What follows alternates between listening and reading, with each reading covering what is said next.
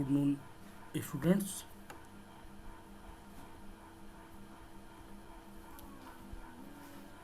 जैसा कि आप लोग जानते हैं कि हम लोगों की जो लास्ट क्लास डेटा स्ट्रक्चर की हुई थी उसमें हम लोग क्यू के टाइप्स पढ़ रहे थे। तो आपको याद होगा मैंने क्यू के 4 टाइप्स आप लोगों को बताए थे। पहला था आपका circular queue, sorry simple Q, जिसे हम लोग लीनियर क्यू के नाम से भी जानते हैं।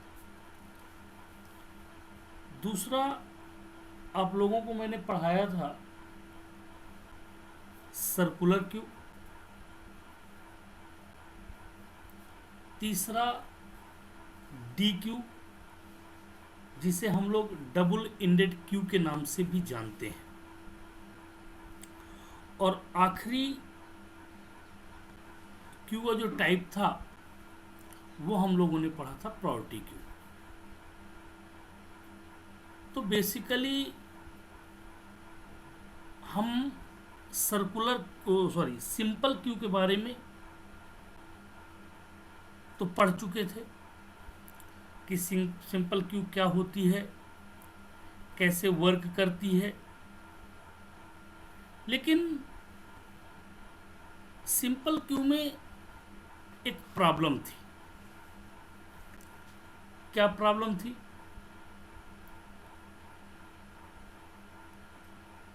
हम जब सिंपल क्यू में एलिमेंट्स को ऐड करते थे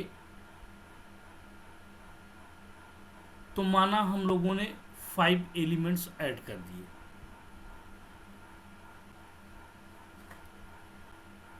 उस समय हमारी जो रियर की वैल्यू होती थी वो 4 थी, हो जाती थी, क्योंकि हम लोग 5 एलिमेंट्स ऐड करते थे और वे 5 एलिमेंट्स 0, 1, 2, 3, 4 करके ऐड हो जाते थे। तो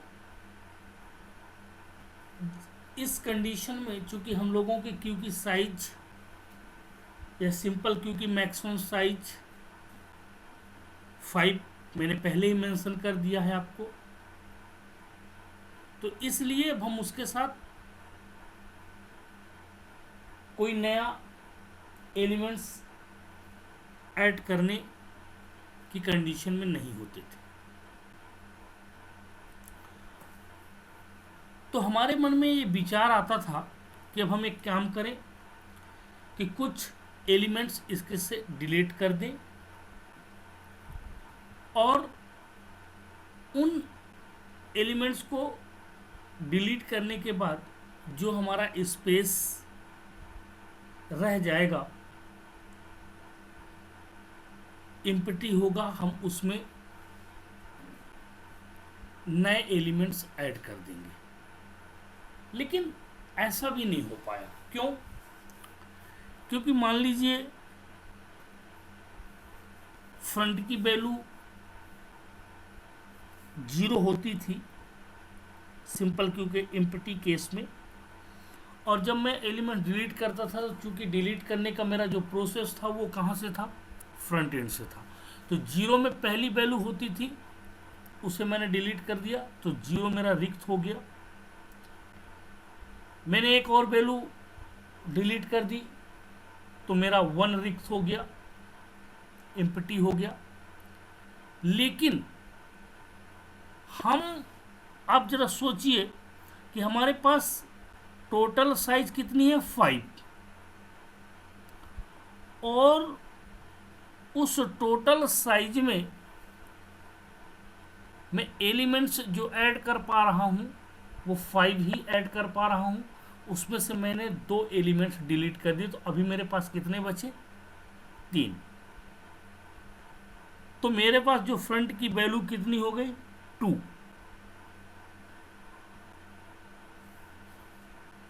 अब मुझे ऐसा लगता है कि मेरे पास 2 स्थान रिक्त है, मैं उसमें नए एलिमेंट्स ऐड कर सकता हूं। लेकिन जैसे ही मैं ऐड करने जाता हूं तो उस कंडीशन पे मुझे सबसे पहले ये चेक करना पड़ता है, क्योंकि इंसर्शन का जो फेस है वो कहाँ से स्टार्ट होता है, रियर से स्टार्ट होता है। और चूंकि वो रियर से स्टार्ट हो रहा है तो मैं पहले चेक करूंगा। तो स्टेप पहला होता था मुझे ये चेक करना है कि क्या मेरा मेरा सिंपल क्यू ओवरफ्लो है या नहीं।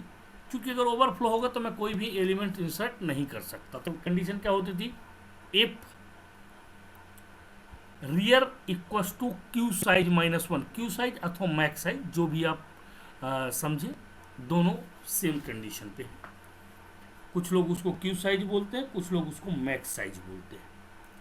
तो हम क्या करते हैं कि क्यू साइज -1, तो क्यू साइज मेरी कितनी है 5, एक मैंने उसमें घटा दिया, कितना बचा 4, और मेरे पास रियर की वैल्यू इस समय क्या है 4, तो ये क्या हुआ, दोनों इक्वल हो गए।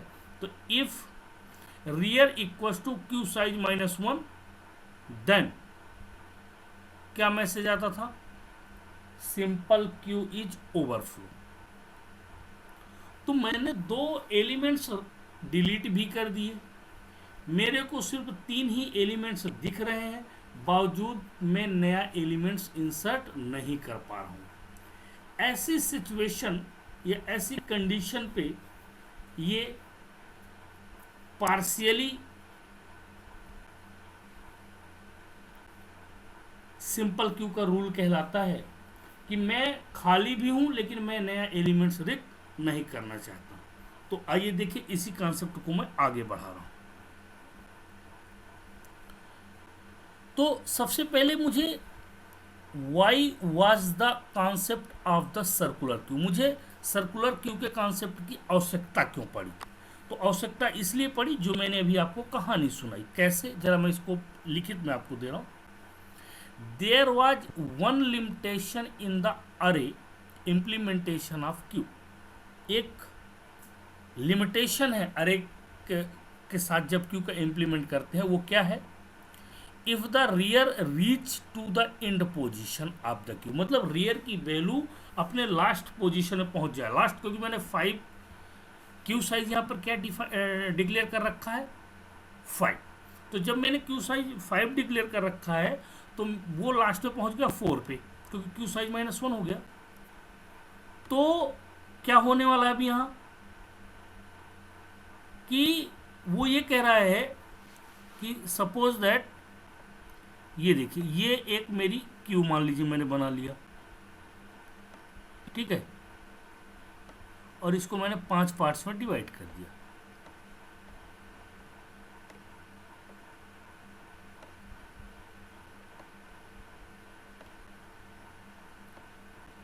जीरो 1 2 3 और 4। क्यू साइज मेरी क्या है,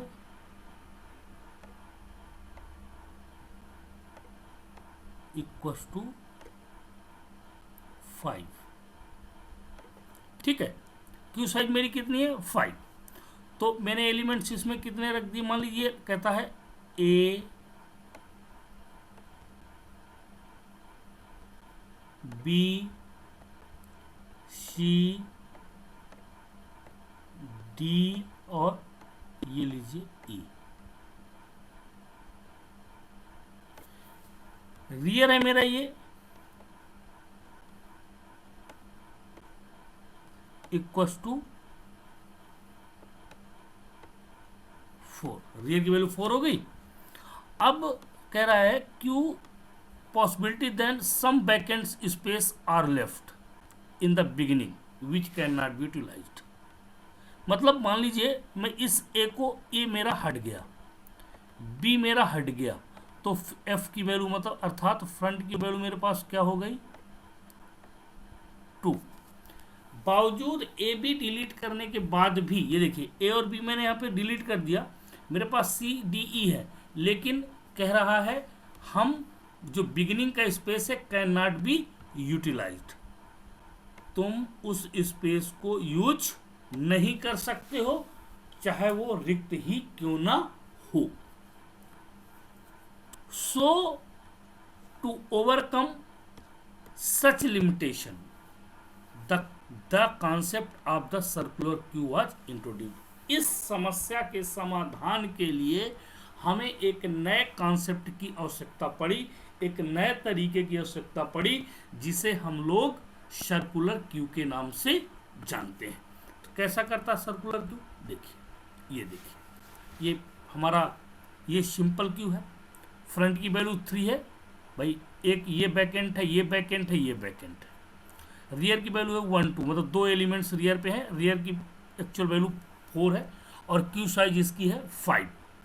मेरे 3 स्थान वैकेंट होने के बावजूद, अब देखिए एक वैकेंट है, 2 वैकेंट है, 3 वैकेंट है, ये 1 2 और ये 3, ये तीनों वैकेंट है मतलब खाली है। मैं चाहकर भी इसमें कोई नया इंसर्शन नहीं कर सकता, क्योंकि जैसे ही मैं जाऊंगा तो मुझसे बोलेगा तुम्हारे, क्योंकि if rear equals to rear minus max size, rear equals to rear या क्यू साइज माइनस 1, तो यहाँ कितना मेरे को बचेगा 4, ये है मेरा और 4 मेरा ये है। इस कंडीशन में मैं फेल हो जा रहा हूँ। इस प्रॉब्लम को सॉल्व करने के लिए हमने सर्कुलर क्यू का रिप्रेजेंटेशन बनाया एक सर्किल के आधार पर। तो देखिए 1 2 3 4 और 5, ये सेम इसी को 3 और 4 में ये एलिमेंट्स हैं, 3 4 में ये एलिमेंट्स हैं और 0 1 और 2 इसके बैकेंड है। तो इसलिए हमें सर्कुलर क्यू की आवश्यकता पड़ी, इसलिए हम सर्कुलर क्यू का यूज करते हैं। अब आगे देखिए क्या क्या होता है इसमें। अब हम देखते हैं कि सर्कुलर क्यू आखिरकार है क्या। A circular queue is similar to a linear Q.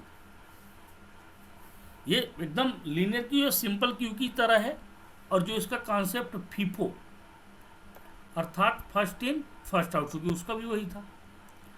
Principal except that the last position is concert to the first position, मतलब जो इसमें पहले आएगा वो पहला चला जाएगा, जो बाद में आएगा वो बाद में जाएगा। लेकिन इसमें एक चीज का वो है कि जो एलिमेंट्स आता है वो एक साइकिल के आधार पर आता है, तो जो लास्ट वाला एलिमेंट है वो पहले को इंडिकेट, क्योंकि भाई लास्ट का एलिमेंट तो जस्ट अगला एलिमेंट पहला हो जाएगा। चूंकि एक सर्किल की तरह काम करता है, इसे हम लोग रिंग बफर भी कहते हैं। क्या बोलते हैं? रिंग बफर भी कहते हैं। ये रिंग की तरह, एक गोले की तरह बफर में मेमोरी स्पेस को ये जनरेट करता है। अब क्या क्या ऑपरेशंस इसके साथ परफॉर्म कर सकते हैं?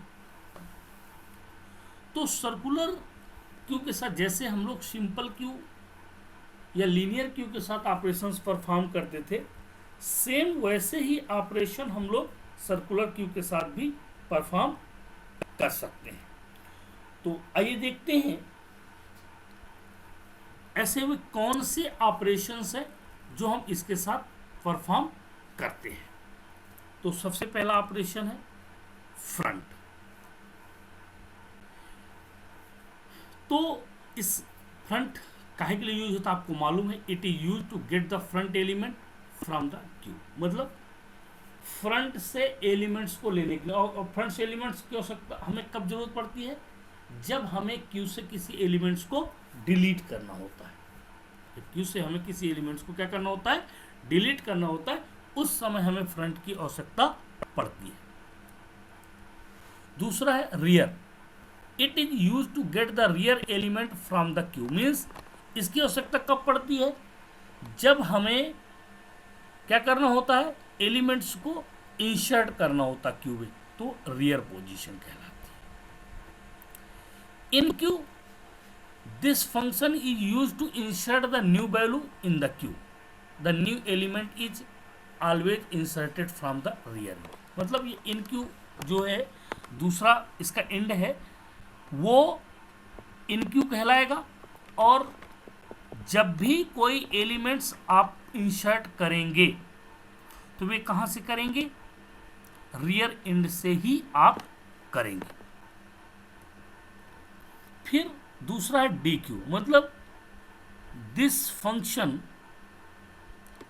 Deletes an element from the queue, the deletion in a queue always take place from the front end. मतलब जब भी तुम्हें कोई एलिमेंट्स डिलीट करना होगा तो तुम्हारी चॉइस कहाँ से होगी, फ्रंट से होगी, क्योंकि फ्रंट पोजीशन से ही तुम एलिमेंट्स को डिलीट कर सकते हो। अब सबसे बड़ी बात होती है कि सर्कुलर क्यू वर्क कैसे करता है, हाउ सर्कुलर क्यू वर्क्स, मतलब कैसे वर्क करता है। तो circular queue works by the process of circular increment, मतलब सर्किल की तरह इंक्रीमेंट होता है। When we try to increment the pointer and we reach the end of the queue, मतलब इससे क्या होता है, हम पहले एलिमेंट्स को इंसर्ट करते हैं, इस तरह करते करते हम लास्ट तक पहुंच जाते हैं। और एक समय ऐसा आ जाता है कि we start from the beginning of the queue, और लास्ट एलिमेंट जो चूंकि भी इसके पहले मैंने बताया है, तो लास्ट एलिमेंट्स आपका क्या हो जाता है, पहला एलिमेंट्स हो जाता है। तो अब हम बिगिनिंग में उसके पहुंच जाते हैं। अब सर्कुलर क्यू में जो इंक्रीमेंट्स होता है, तो अब बात आती है कि हम लोग कैसे ऐसा काम कर पाते हैं। तो सर्कुलर क्यू में जो इंक्रीमेंट होता है वो मॉड्यूल डिवीजन के साथ होता है। कैसे, ये देखिए, rear equals to rear plus one modulus max size, मतलब रियर प्लस वन, रियर की वैल्यू अगर 4 होगी, देखिए मान लीजिए रियर की वैल्यू कितनी है 4, और प्लस वन कितनी हो गई 5, और मैक्स साइज आपकी कितनी है 5। 5 में 5 का मॉड्यूल करेंगे क्या आ जाएगा 0। पहले एलिमेंट्स में पहुंच गए भाई। जैसे ही आप क्या करते हैं, पहले उसमें क्या होता था, उसमें हम लोग करते थे rear equal max size minus 1। Simple Q में क्या होता था, rear equal max size minus 1। लेकिन इसमें क्या है, रियर इक्वल रियर प्लस 1। एक का इंक्रीमेंट तो रियर के साथ होगा, लेकिन उसकी जो मैक्सिमम साइज होगी अर्थात क्यू साइज होगी, उसके साथ इसका मॉड्यूल कर देते हैं। तो भाई 5 में 5 का मॉड्यूल करेंगे क्या आएगा, रिमाइंडर 0 आएगा। ठीक, कैसे, देखिए इस तरह से, if rear plus 1 equal equal 5, मतलब रियर की वैल्यू प्लस 1 और 5 ओवरफ्लो कंडीशन है। अब इसको कैसे मैनेज करेंगे, ये देखो इस तरह से, rear equal rear plus 1 modulus 5 equal to 0, start of the queue हम पहुंच जाएंगे।